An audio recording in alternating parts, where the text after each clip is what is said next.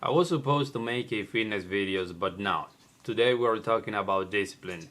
The reason is because at this point I've received hundreds of comments of people telling me that they've been consistent for a while, but they just fell off and they're back to square one. So it doesn't matter what fitness advice I give you guys, if you're not able to stay consistent and to get it done, then you're not gonna make progress. So we're gonna be talking about discipline because discipline is the key for your fitness transformation. I promise that if you fully understand what I'm gonna be teaching you today and you start implementing it in your life, you're gonna notice a huge difference and people around you will perceive you way different. They're gonna notice that you've been doing something different and they're gonna tell you like, wait, what's going on with you? I mean, you've been so productive, you don't procrastinate anymore, you go to the gym every day.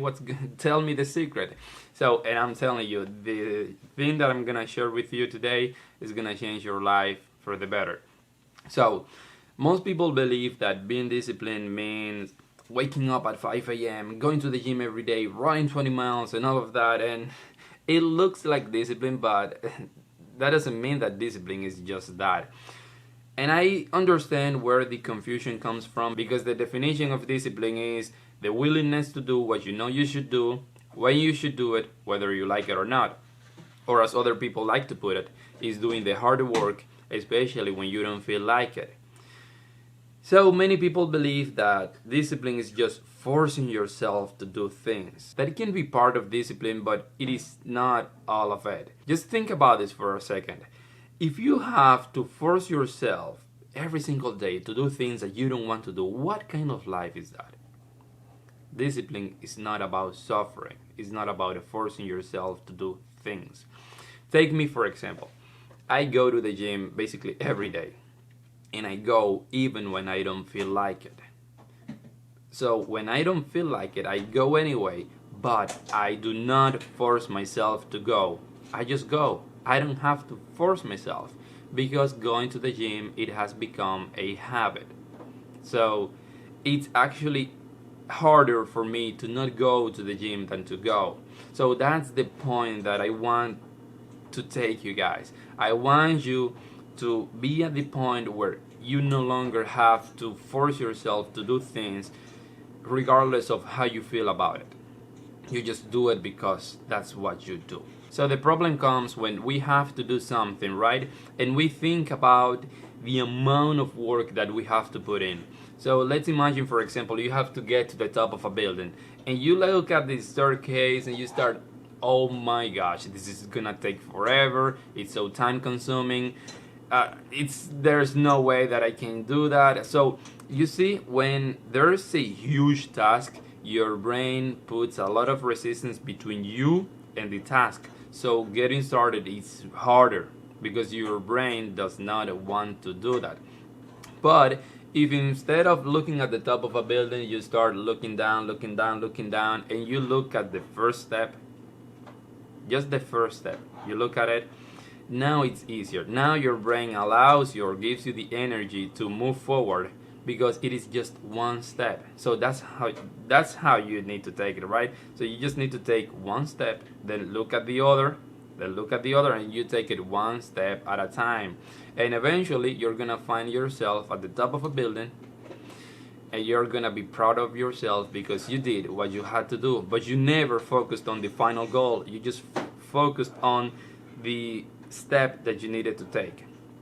And that's a simple change that you can make right now. Instead of thinking of like, I have to go to the gym for 2 hours. No, you just think about, I just have to put my shoes on, step outside of the house, go to the gym. So you see, just do one step at a time. Right now, what is the smallest thing that you can do that can move you forward? So do that first, and then do the other thing, and then do the other. And finally, you're gonna find yourself doing the thing that you want to, or that you need to do because you don't want to do it, otherwise you would have done it. Imagine you're trying to move a car from a full stop. So you're pushing very, very hard, but you're gonna notice that it's painful. I mean, it's gonna be very hard to move it just 1 inch. But once you get it to move, once it's rolling, you know that keep going, it's way easier. So it is the same with every single thing that you do. You know from your own experience that you have started doing some homework that you've been procrastinating for months, and then you say, wow, this is way easier than I thought. I should have done it sooner. But now it's the last day, so you are in a rush. So it is because of that. It's because you've been thinking about the whole task. But once you start, it's way easier. So this is the simple change that I want you to make. I want you to break the task down into smaller chunks that you can tackle one by one. So that way it's gonna be way easier to get started. That is the change. It's to make the starting point easier so your brain doesn't reject the idea of you doing the task. So let's say, for example, I'm not a reader and I want to read a book. If I tell myself that I have to read a whole book, I will not pick it up. That's how your brain works. However, if you say, oh, I just need to open the book and read one page, it's gonna be easier because your brain does not see it as something painful and time consuming that it cannot do. So it's just one page, right? And here is where I want you to slap your ego, because your ego invariably will come up at this point.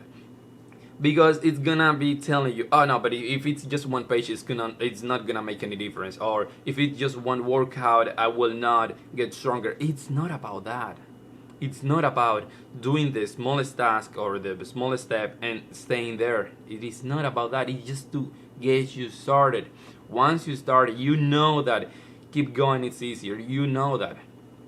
So that is the goal. It's not just to read one page. It's to get started.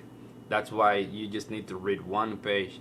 If you feel like going and reading more, perfect. If you do not, it's okay. You kept the promise to yourself. You said you were gonna read one page and you did it. And what happens if you do that for 30 days straight? What happens if you read one page of a book for 30 days? Well, then opening the book and reading one page becomes a habit, and now you don't have to think about it to getting started. You don't have to trick or to use any kind of discipline to get you started. No, you just do it because it's a habit, so it's very easy. So now you can start reading more, right? Because the first step, it's not an obstacle. There's no resistance anymore between you and the task. So that is the power of this simple change.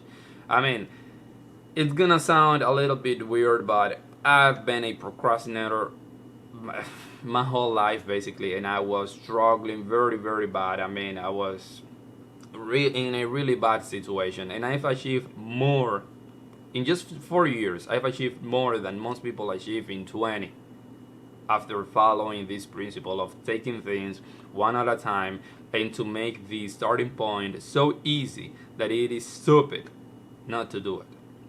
So that's all I do. I focus on making the starting point easier than it has to be, so getting started is not as hard, and once I start, I just have to keep going. So discipline is not about it being tougher than everyone else or doing the hardest things possible. No.